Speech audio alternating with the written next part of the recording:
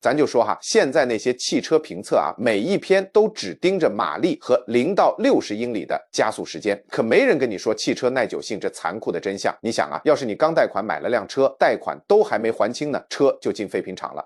再瞅瞅你邻居那辆老掉牙的卡车，人家还能再跑个10年，这可真不是人家运气好。其实啊，大多数发动机从设计上就注定会坏，因为糟糕的设计而报废的车比出事故报废的车都多。你好不容易买到了梦想中的车，结果开了15万英里就得把发动机整个重建，这上哪儿说理去？在这个视频里，我给大家好好盘点25款车，他们的发动机那叫一个结实，根本就不会轻易报废。排名第一的那辆车更是牛的不行，设计的太过分了，差不多有40%的车主轻轻松松就能开25万英里，一点压力都没有。大家看视频的时候可千万别错过每一秒。这可不只是一份汽车名单，这关系到你能不能有一辆能开一辈子的车，还是只能眼睁睁看着自己的钱砸下去，车子在自家车道上慢慢报废。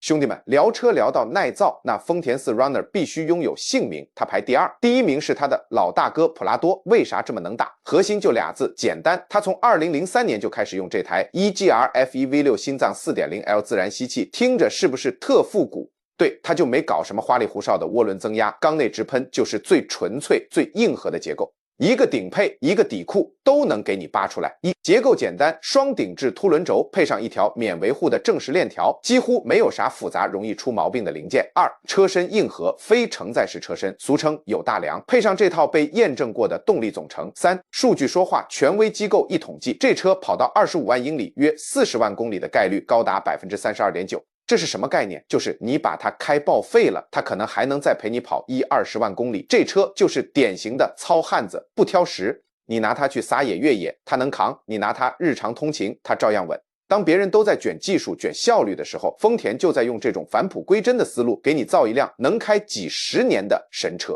最绝的是啥？二手车贼保值。为啥？懂车的都明白，买它买的不是车，是省心和情怀。所以，如果你就想找一辆能陪你上山下海、风里雨里，修车厂老板都不愿意见的硬派 SUV， 这台4 Runner 绝对是你绕不开的答案之一。第3名，搭载 V8 发动机的雷克萨斯 GX470 和 GX460。今天咱们来聊个狠家伙，雷克萨斯 GX 系列。别以为 LX 太贵 ，ES 太娇气，真正懂车的老炮都把 GX 奉为图腾。它有2个时代大哥叫 GX470 2003至2009，小弟是 GX460 2010至2023，但骨子里他们都是亲兄弟共同的爹，就是大名鼎鼎的丰田兰德酷路泽平台。啥概念？这就好比你出生50世家，家学渊源，底子是探险级的钢筋铁骨，从小打大，啥大风大浪没见过，心脏部分更是灵魂所在。GX470 搭载的是 4.7 L2 UZ F1 V8， 大排量自吸的浪漫，懂的都懂，线性又暴力。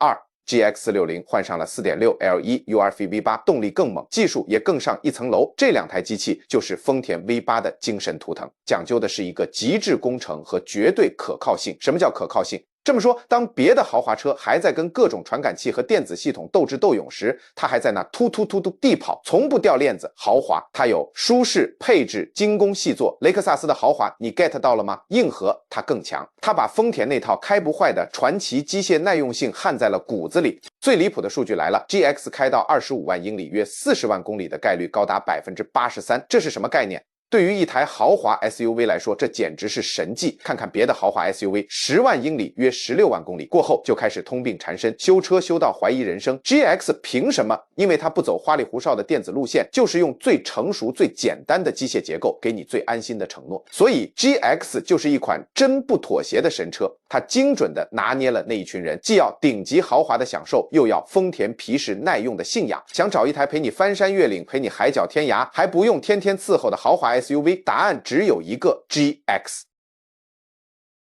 家人们，第4名来了，就是配备 AMC 4.0 升直列6缸发动机的 Jeep Cherokee 和 Grand Cherokee。这款发动机可厉害了，在1987年到2001年期间，它一直驱动着 Jeep Cherokee、XJ 还有 Grand Cherokee 呢，简直就是美国工程界的传奇存在。这台 4.0 升直列6缸发动机为啥这么牛呢？咱得从它的设计说起。它采用铸铁钢体，有7个主轴承支撑曲轴，而且直列6缸的结构本身就具有很好的机械平衡特性。就因为这些设计，它的震动和磨损都被降到了最低。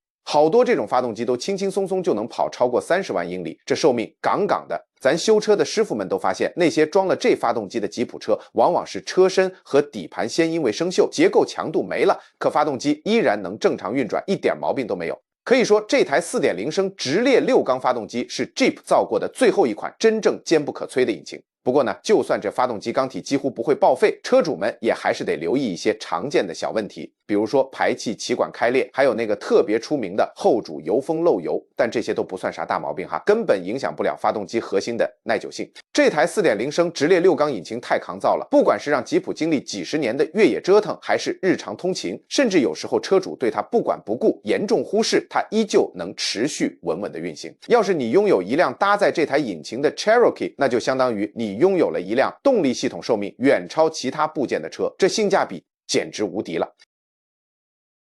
第5名，通用汽车卡车和 SUV 搭载53升涡轮 V8 发动机。咱先说说这 5.3 升 Vortex V8 发动机，它有 LM7 和 L59 这俩型号。从1999年到2007年生产的通用汽车卡车和 SUV， 像 Silverado、Tahoe、Yukon 这些都是靠它来提供动力的。这发动机采用了坚固的第3代 LS 架构，用的是铸铁钢体，还有6螺栓主轴承盖，那结构老结实了。早期的 5.3 升发动机在相对低负荷的状态下运行，能产生285到295马力，动力相当可以。也正是因为这些优点，它的可靠性那是杠杠的。好多用这些发动机的车，不管是商用还是家用，跑个超过30万英里都没啥问题，而且故障少得可怜。不过呢，咱也得知道，从2007年开始出的后期版本就不太行了。通用汽车引入了主动燃油管理和按需排量、气缸关闭这些技术，结果出大问题了，大范围出现液压停杆故障，机油消耗也过量。就因为这俩系统把早期发动机那种传奇般的可靠性给毁得差不多了，早期发动机那些标志性的优点都没了。所以啊，要是你正打算买搭载 5.3 升发动机的通用卡车，听我的，就选1999年到2006年生产的车型，千万别选配备 AFM 或者 DOD 的车型。早期的 5.3 升 Vortex 发动机那可是代表了通用汽车的巅峰水平，结构简单不复杂，动力强劲不拉稀，而且还特别耐用，闭着眼选都不会错。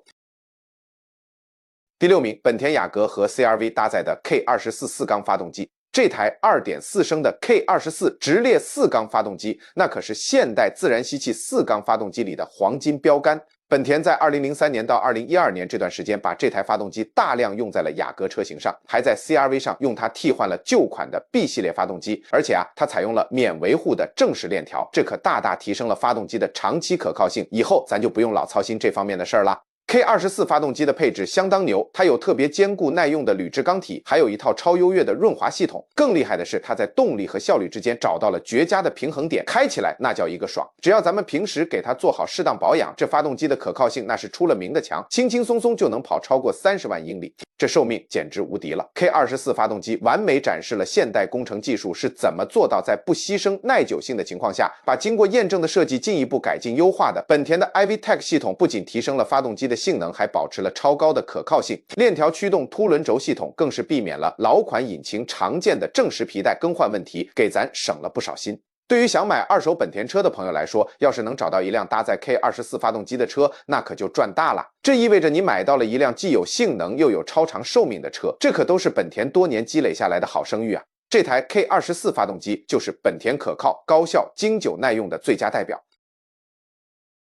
家人们，今天咱来聊聊汽车界的经典，给大家揭晓排名第7的发动机——丰田皮卡和4驱车搭载的 22R1 4缸发动机。这款发动机是 2.4 升的 22R1 直列4缸，它可是在1984年到1995年期间，给丰田皮卡和4驱车提供动力的大功臣，在打造丰田坚固耐用卡车好名声这事儿上，它可是起到了关键作用。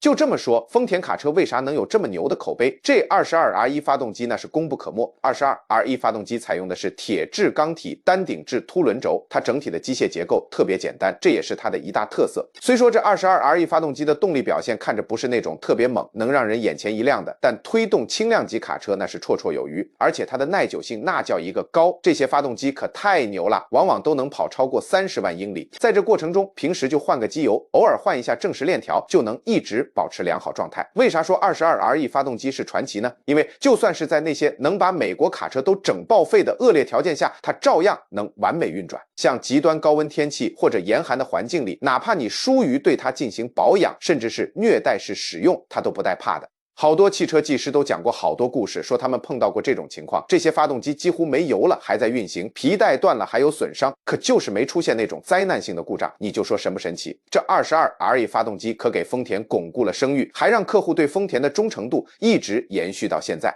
到现在那些老款丰田皮卡都还挺保值的，为啥呢？因为大家都知道这台发动机比整车架都耐用，买它心里踏实。第8名，梅赛德斯奔驰 300D 搭载了直列5缸的 OM617 柴油发动机，这玩意儿搭载的可是直列5缸的 OM617 柴油发动机，就这台 3.0 升的 OM617 直列5缸柴油机，在1975年到1985年可是给奔驰 W123 系列疯狂输出动力，直接成了机械过渡工程的全球大代表。这发动机用的是重型铸铁钢体，采用顶置链条驱动单顶置凸轮轴的结构，功率输出那叫一个稳扎稳打。OM617 最牛掰的地方还得是它那间接机械式博士燃油喷射系统，坚固耐用不说，维护起来还特别简单。这发动机就是专门为出租车服务量身打造的，就算在恶劣环境下也能一直嗷嗷跑。在德国还有全球其他地方，好多出租车都用 OM617 发动机，跑的里程数那叫一个吓人，跑50万英里那都算常见操作，加入100万英里俱乐部的车也不少。这发动机是低速设计，而且耐久度那是杠杠的，基本上就不会有啥磨损。现在要是你能找到一辆装着这引擎，而且车况还贼拉好的 300D， 那可就赚大发了，说不定这台车比你活得都久呢。OM617 完全就是一个时代的象征啊！那时候梅赛德斯造的车就跟坦克似的皮实，可不像现在整一堆豪华电子套件。第9名，丰田 Tacoma 搭载 EGR FE V6 发动机。丰田 Tacoma 从2005年一直到现在都搭载着同一台超厉害的 EGR FE V6 发动机。这台 4.0 升的发动机可不简单，它还给4Runner 这辆车提供动力呢。在中型皮卡这个大市场里，这台发动机凭借它那经过无数实战验证的耐用性，直接脱颖而出，成为佼佼者。它采用的是简单的自然吸气双顶置凸轮轴设计，而且用的是免维护正时链条，这就避免了复杂系统可能带来的各种故障隐患，简直就是省心的代名词。这台 EGR FE 发动机动力那叫一个足，完全能满足皮卡日常的各种使用需求，同时它还保留了丰田那传奇般的可靠性，不愧是丰田出品。从 Tacoma 车主们反馈的数据来看，这玩意儿的保有率竟然达到了 116%， 很多车主一辆车能开15年以上。这数据就说明车主们对它的长期耐用性那是相当满意，信心十足。不过呢，早期车型里这 EGR FE 发动机偶尔会出现缸盖垫片的问题，但别慌，只要好好维护，这辆车轻松突破25万英里的里程数，那都不是事儿。对于那些想买一辆经久耐用中型皮卡的家人们来说，搭载这台 V6 发动机的丰田 Tacoma 绝对算得上是最安全可靠的选择之一。就算是买二手车也不亏，它的二手车价值依旧坚挺，毕竟大家都知道，这些皮卡可不会轻易罢工。第10名，搭载 2UZFE V8 发动机的丰田陆地巡洋舰，它装的是一台 4.7 升的 2UZFE V8 发动机。从1998年一直到2007年，这台发动机就一直给丰田陆地巡洋舰提供动力。不得不说，这发动机的设计那叫一个精细，每一个细节都处理得相当到位。为啥这么用心设计呢？因为陆地巡洋舰可是丰田的全球旗舰车型啊，它就是专门为极端环境打造的。你想啊，这车子在沙漠里撒欢，在丛林里穿梭，在山区里爬坡，甚至还能跑到战区去。在这些地方，车子可绝对不能出故障，一旦出问题，那可就麻烦大了。所以呢，2UZ5 发动机在设计的时候就留了大量的零部件余量。这么做就是为了应对那些严苛的条件。这些条件换做其他车，估计早就趴窝了，但陆地巡洋舰完全不怕。这陆地巡洋舰的潜在寿命超过28万英里呢。不过实际情况中，好多车都远远超过了这个数字。在发展中国家，搭载这款发动机的陆地巡洋舰，在极其恶劣的条件下，行驶里程通常都能达到50万英里，这耐用性简直绝了。2UZ 发动机代表着丰田的承诺，那就是打造能在地球上任何地方行驶的车辆，而且还不用啥后勤保障，自己就能杠杠的跑。不过呢，这种级别的耐用性也是有代价的。陆地巡洋舰的价格可不便宜，但对于那些真正需要全地形能力还有无可置疑的可靠性的买家来说，搭载 2UZFE V8 发动机的陆地巡洋舰那就是他们的不二之选。第11名，丰田凯美瑞，它搭载的可是 2GR FE V6 发动机。这款 3.5 升的 2GR FE V6 发动机在2007年到2017年期间一直都是丰田凯美瑞的超强心脏，它完全就是高销量轿车可靠性的天花板。这发动机可太牛了，它不光用在丰田凯美瑞上，还广泛应用于丰田和雷克萨斯的好多款车型，耐用性那是杠杠的，长期故障率低到离谱。开起来的时候，这 2GF1 发动机输出的动力那叫一个平顺又充足，同时还完美延续了丰田开不坏的好名声。虽然它可能不像有些发动机那样能给你带来特别刺激的驾驶体验，也谈不上有多创新，但它胜在稳定。每天早上你打火启动，那叫一个轻松，而且它还不漏油，没异响，更不用你花大价钱去维修。所以啊，搭载这台发动机的凯美瑞就成了那些想买舒适可靠还能省心交通工具的买家的首选。这台 2GR F1 发动机也证明了丰田那卓越的工程技术可不是只在卡车和 SUV 上能体现，在主流轿车领域照样玩得转。对于想买二手车的朋友来说，要是能找到一辆配备这台 V6 发动机的凯美瑞，那可就赚大了。这车子啊，可能比你的贷款期限还耐用，等那些竞争对手都报废了，它还能生龙活虎的在路上跑呢。第12名，本田思域搭载 B 系列4缸发动机，这思域搭载的可是 B 系列4缸发动机哦。这 B 系列引擎可牛了，在90年代到2000年代初那会儿，它可是本田思域 SI 和 Kira Integra Type R 的动力担当。为本田性能这块的名声那是立下了汗马功劳，像 1.6 升的 B16 和 1.8 升的 B18 发动机，高转速的时候表现老好了，而且还保留了本田那出了名的耐用性。这发动机结构特别结实，润滑系统也相当给力，底子打的那叫一个扎实。不管你是激烈驾驶还是跑个高里程数，它都不在话下。为啥说它是改装爱好者的首选平台呢？因为它能支持大幅度提升功率，还特别可靠。就算是经过激进调校的车型，寿命通常也能超过20万英里。这就证明了性能发动机不一定就脆弱，只要制造商注重打好坚实基础，做好润滑，设计合理的轴承，再用上优质材料，就能造出既有性能又耐用的引擎。B 系列发动机可以说是树立了可靠性能的新标准，就本田这几年新设计的发动机，目前还真有点难跟它比呢。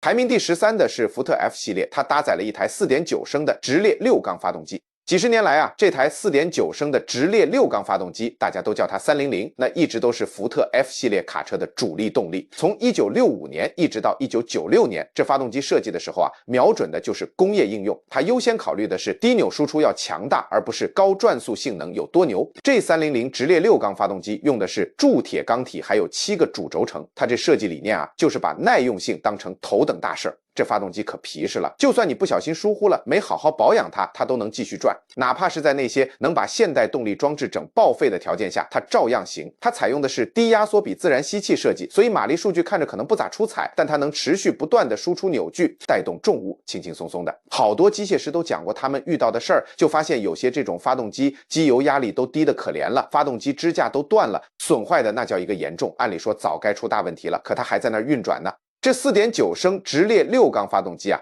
那可代表了美国老式卡车工程的精髓，简单坚固，基本上就是坚不可摧的。嘿，家人们，今天咱来聊聊汽车界一款相当牛的发动机——通用汽车的3800 V6 发动机。在汽车发动机的排名里啊，这发动机能排到第14名呢。别克世纪和君威都搭载过这款3800 V6 发动机，它有第2代和第3代，从1988年一直用到2008年，给好几百万辆美国轿车提供了动力。像别克世纪、君威、庞蒂亚克、伯纳维尔，还有各种雪佛兰车型都用过它。这3800发动机啊，经常被说成是通用汽车最可靠的现代 V6 发动机。我跟你说，这称号那是一点都没给多，实至名归。它采用的是简单的推杆式设计，电子元件少得可怜，内部组件那叫一个坚固耐用。当年通用汽车被好多质量问题搞得焦头烂额的时候，好多产品线里这3800发动机就默默地给上百万的车主提供可靠的服务。这些装了3800发动机的车，行驶里程一般都能超过20万英里，而且你只需要做一些基本的维护就行。这3800发动机就证明了，通用汽车要是专注于成熟的设计，而不是老想着追求啥技术上的复杂性，那也是能造出耐用的动力装置的。要是你正在找二手美国轿车，那我跟你说，找一辆搭载3800 V6 发动机的轿车绝对是明智之选。它就像是个幕后英雄，让无数家庭能顺顺当当出行，一点后顾之忧都没有，还不用花那老贵的维修钱。第15名，福特 F-250 和 F-350， 这两款车搭载的是 7.3 升的 Power Stroke 柴油发动机。福特 Super Duty 系列卡车从1994年到2003年都用的是这款 7.3 升 Power Stroke V8 柴油发动机。这发动机可厉害啦，在柴油爱好者圈子里那可是赢得了传奇地位。为啥这 7.3 升 Power Stroke 发动机这么受待见呢？它的声誉主要是因为它相对机械结构简单，跟现在的柴油发动机比起来，它是非共轨设计，而且很大程度上早于那些复杂的排放控制设备。现在那些新型发动机啊，就被这些排放控制设备搞得头疼。再说说它的液压驱动的电子单元喷射系统，那可是相当耐用，维修起来也方便。后来的那些系统根本没法比。现在的现代柴油发动机又得用昂贵的柴油机尾气处理液，还有易碎的颗粒过滤器，排放传感器也不稳定，老出故障。但这 7.3 升 Power Stroke 发动机就没这些麻烦事儿。对于那些需要进行重型牵引和作业的活来说，这款发动机就是清洁方面的黄金标准。到现在，搭载 7.3 升 Power Stroke 发动机的卡车市场依然很火，为啥呢？因为买家都知道这种更简单的柴油技术有多大优势。嘿，咱来聊聊汽车。在众多车型里，丰田汉兰达混合动力车排第16名。这丰田汉兰达混合动力车啊，搭载了混合动力协同驱动系统，现在讲究现代可靠性，但这可不意味着就得放弃混合动力技术哟。从2006年到现在，丰田汉兰达混合动力车一直都采用丰田那久经考验的混合动力协同驱动系统，它搭载了像 2AFXE 这类发动机，还有 25AFXS 这套系统，精妙得很呐。它通过保守的调校，还减少发动机运行时间来保护汽油发动机，电动机负责低速运行，这么一来，内燃机运行的频率就更低了，而且负荷也变小了。丰田的电池和逆变器系统，那耐用性可是经过验证的，这就有力地驳斥了大家对混合动力部件寿命的担忧。汉兰达混合动力车有高达 31% 的概率能跑到25万英里呢，这让它成了目前最耐用的混合动力汽车。这就说明啥呢？说明效率和寿命是可以兼得的。当工程设计把这两个目标都放在优先位置的时候，对于那些想要3排座椅的家庭来说，汉兰达混合动力车兼具卓越的燃油经济性和久经考验的耐用性，它代表了现代汽车工程的最高水平啦。咱今儿聊聊排名第17的那台神车啊，就是搭载 2JZ 直列6缸发动机的丰田 Supra。就这台 3.0 升的 2JZ 直列6缸发动机，从1993年一直到2002年，都在给丰田 Supra 提供强劲动力，现在都成全球经典了。在性能圈里，涡轮增压版的 2JZ GTE 那简直就是传奇一般的存在。就算是自然吸气版的 2JZG， 它的耐久性也是杠杠的，特别出色。这发动机的设计那是相当专业，它用的是铸铁钢体，底盘设计也超强，而且工厂还给配备了锻造的内部件。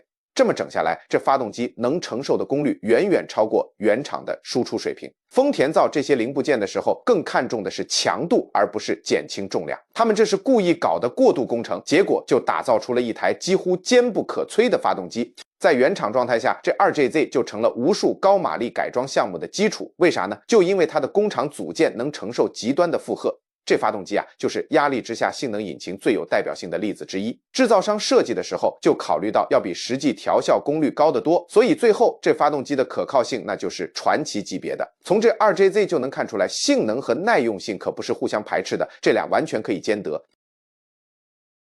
第18名，本田 Ridgeline， 这车上搭载的可是 J35 V6 发动机。本田这款单体车身的皮卡用的是 3.5 升的 J35 V6 发动机，这发动机可厉害了，在本田的大型车型里那是广泛应用。从2006年到现在， Ridgeline 就证明了本田的可靠性可不只是在轿车和 SUV 上，在皮卡领域也同样行得通。这台单顶置凸轮轴的 V6 发动机动力相当足，而且还保持了本田一贯的耐用性。Ridgeline 跑到25万英里的概率高达 147%， 这数据不管搁哪款车上，那都是相当让人印象深刻。虽说 J35 不是像传统车架式卡车那样为极端拖拽设计的，但日常通勤开着它那是稳稳当当，偶尔让它干点皮卡该干的活也没啥问题。这发动机在好多本田车上都用，所以零件供应那是相当充足，维修师傅对它常见的问题也都门清。要是有买家既想要点轻型货运能力，又不想牺牲轿车那种可靠性，那本田 Ridgeline 搭载的 J35 V6 发动机刚好就能满足这需求，实现两者的平衡。第19名，搭载 Duramax 6.6 升柴油发动机的雪佛兰 Silverado HD。这可是通用汽车在2001年到2019年之间搞出来的重型卡车，它用了好几种版本的 Duramax 6.6 升 V8 柴油发动机，像 LB70 还有 LML 这些型号。这些商用级别的柴油机啊，那就是专门为了那些特别难搞的牵引和工作需求设计的。到了后期的版本呢，还配了共轨燃油喷射系统，性能和效率一下子就提上去了。Duramax 在那些停工成本老高的行业里，那可是赢得了大家的尊重。像建筑、农业还有商业运输这些领域，这些发动机可太抗造了，能承受特别大的负荷，就算是在恶劣环境里也能正常工作。换作其他动力弱一点的装置，早都不行了。不过呢 Duramax 也不是十全十美的，有些年份的车会有喷油器故障和排放系统的问题，但它核心的发动机构造那是相当结实耐用，好多车在商用的情况下跑的里程都超过40万英里了。对于搞重型作业的来说 Duramax 就体现了通用汽车的决心，要打造出能跟福特和 Ram 竞争，还能满足最严苛应用需求的柴油机。第20名是沃尔沃240和 P1800， 这俩车搭载的是红色铁块4缸发动机。沃尔沃这个铁块4缸发动机是红色铁块系列的，从60年代到90年代，好多沃尔沃车型都是靠它驱动呢。就像 B18、B20 和 B230 这些发动机，用的是那种保守但特别坚固的单顶置凸轮轴设计，主要就是奔着长寿命去设计的。这些发动机可有名了，为啥呢？有个叫欧文·戈登的，他那辆1966年款的沃尔沃 P1800 用原装发动机跑了超过300万英里，还拿到了吉尼斯世界纪录呢。我可没打错字哈，就是原装发动机跑了300万英里。人家戈登的秘诀也简单，就是严格做维护，换机油的周期一次都不落下。你瞧，这红色铁块发动机就证明了设计合理，再加上车主细心维护，就能整出那种真正特别耐用的动力心脏。现在沃尔沃都追求豪华和科技这些玩意儿了，但以前那些老款车就是奔着造那种超耐用，像坦克一样不罢工的车去的。就说那240都成文化象征了，它代表着瑞典车耐用性的巅峰。要是你喜欢我这倒计时视频，还想知道哪些发动机开着让你头疼，那一定得订阅我哈。接下来我就给你详细分析分析汽车界最大的可靠性灾难都有啥。第21名搭载以 ZZF 4缸发动机的丰田卡罗拉，就是那个2003年到2013年款的丰田卡罗拉，它搭载的是 EZZFE 4缸发动机，配的是 1.8 升的 EZZFE 发动机哈。这发动机啊，代表了家用车那个可靠性相当不错。它这发动机是轻量化的铝制钢体，而且产量特别大，关键是故障率极低，可省心了。不过呢，这一 ZZFE 发动机不会让你开起来特别兴奋，速度不算快，技术上也不复杂，也拿不到啥性能方面的奖项。但是它特别皮实，每天早上都能顺顺当当启动，一坚持就是15年，毫无怨言。只要你做些基本的维护，这发动机一般能跑超过30万英里呢。卡罗拉能成功啊，就是因为丰田不搞那种为了创新而创新的事儿，他们弄出一套简单有效的方案，然后照着这方案造了几百万辆车。对于那些把汽车就当成个交通工具，不追求啥激情驾驶的买家来说，这款卡罗拉那可太值了。它可能开着有点乏味，但胜在可靠，这其实就是大多数人真正需要的。第22名，本田 CR-V， 它搭载的是 K24Z 4缸发动机。本田把他家经过长时间考验的 K 系列发动机理念用到了紧凑型 SUV 这一块，效果那是相当不错。2007年到2016年款的 CR-V 搭载的是经过市场考验的 2.4 升4缸发动机的 K24Z 版本。这发动机可厉害了，动力和燃油效率平衡的特别好，而且还保持了本田一直特别自豪的可靠性。就靠着这可靠性，本田在市场上那是出了名的。K24Z 发动机有特别棒的润滑系统，用的是耐用的铝制结构，还有免维护的正时链条，所以这些 CR-V 就成了好多家庭的首选。家里就想买个靠谱交通工具的，选它就对了。买了它之后基本不用操心，维护成本也低，这发动机跑20万英里以后照样能稳稳当当运转，而且它二手车的残值也挺高。为啥呢？因为买家都认可它的品质，这不就是您想要的 SUV 吗？要是您就想买个实用的车，不想开着开着把您扔半道上，也不想因为修车花一大笔钱，那就买它。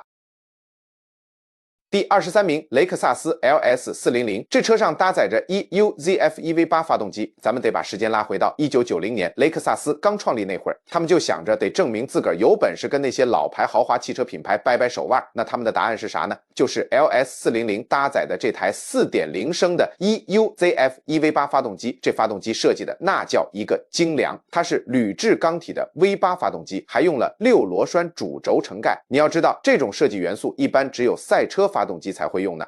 雷克萨斯的工程师为了追求极致动力，那可是下了大功夫。他们设计的每一个部件都远远超出了豪华车买家的预期，最终呢，就打造出了一辆堪称史上最可靠的豪华车，搭载 V8 发动机的雷克萨斯 LS400。再看看当时的情况，德国那些竞争对手的车老是往维修厂跑，维修费用还贵得离谱，可 LS400的车主就轻松多了，只要定期换个机油，车子就能跑好多里程。可以说，这台发动机给雷克萨斯这个品牌定了调，还树立了可靠性的标杆。直到现在，那些豪华汽车制造商都还在努力追赶呢。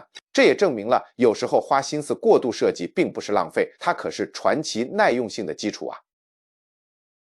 第24名，日产 Altima， 这车上装着个 QR25D 4缸发动机，像2002年到2006年款的日产 Altima， 那可是代表了日产一小段辉煌的时候呢。那时候日产是真能造出可靠的汽车，它用的是 2.5 升的 QR25D 4缸发动机，搭配的是传统的自动变速箱。有记录显示，这车上的发动机能跑超过30万英里呢。可惜啊，后来日产做了个特糟心的决定，就是在所有车型上都安装无级变速器 CVT。这 CVT 变速器可太坑了，成了可靠性灾难，好多车跑个8万英里就出故障，车主还得花好几千美元去修。不过呢，早期那些配备传统自动变速器的 Altima， 那可真是可靠的代步工具。要是你能找到一辆装 CVT 之前的那种车型，你就相当于找到了一辆真正能开很久的车。这教训其实挺简单的，就是千万别买配备 CVT 变速器的日产汽车。不过从这些早期车型也能看出来，日产以前也知道怎么造不会自己坏掉的汽车。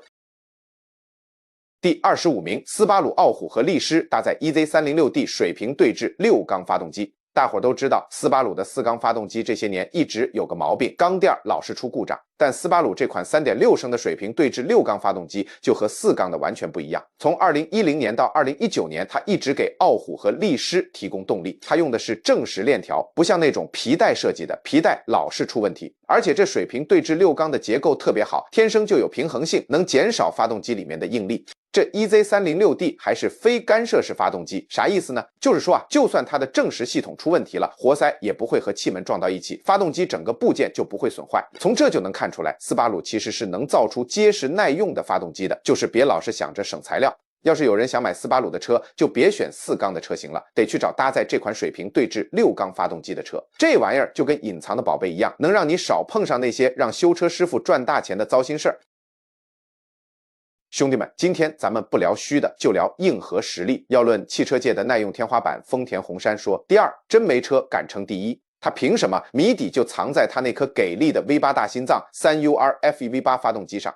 特别是2008年到2022年，这代红杉简直就是个移动的传说。咱们打开这颗心脏看看，你就知道丰田工程师在想啥了。一，关键词：过剩的动力和佛系的调校。